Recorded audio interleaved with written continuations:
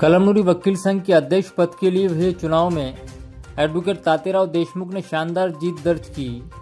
Advocate तातेराव Deshmukh ने लगातार तीसरी बार वकील संघ के अध्यक्ष बनने का बहुमान प्राप्त किया है, जिसके चलते वकील संघ कलमनुरी की ओर से एडवोकेट तातेराव देशमुख का सत्कार किया गया।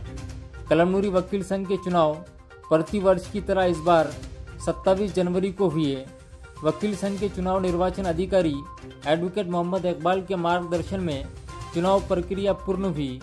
वकीलों द्वारा डाले गए वोटों की गिनती 27 जनवरी को हुई, जिसमें एडवोकेट तातेराव देशमुख ने कुल 19 मत प्राप्त किए, तो वहीं एडवोकेट इफ्तिखार नाइक को 17 वोट, तो वहीं एडवोकेट JR यादव को 4 वोट मिले।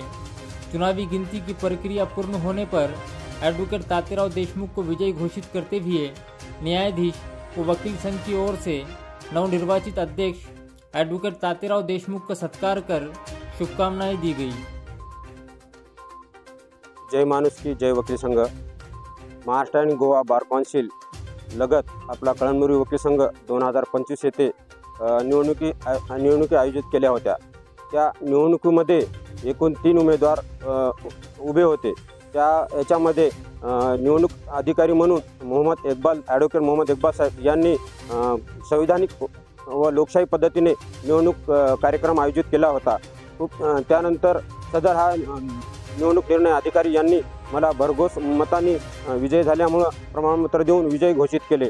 आणि माझ्या सदर वकील संघासाठी मी आतापर्यंत मागील 2 वर्षापासून त्यांनी मला अध्यक्ष या कार्यक्रमामध्ये सेवा करण्याची संधी दिली, त्याबद्दल मी त्यांची बरेच वेळेस वकील संघाच्या सदस्यासाठी हक्कासाठी मी लढा दिला व बरेच काही असे कामं केलेले आहेत। आणि यापुढेही वकिलांच्या सदस्यासाठी जिथे कुठे वकिलावर अन्याय होईल, शासकीय कार्यालयात असो, पोलीस स्टेशनला असो, त्यांच्यासोबत मी खंबीरपणे उभे राहील व तसेच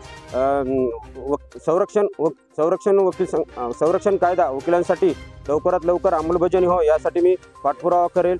तसेच यानंतर वकील संघ न्यायालयामध्ये क्रीडांगणासाठी जागा उपलब्ध करण्यासाठी प्रयत्न करेल। तसंच नवीन इमारतीसाठी पण शासन दरबारी जाऊन पाठपुरावा करेल।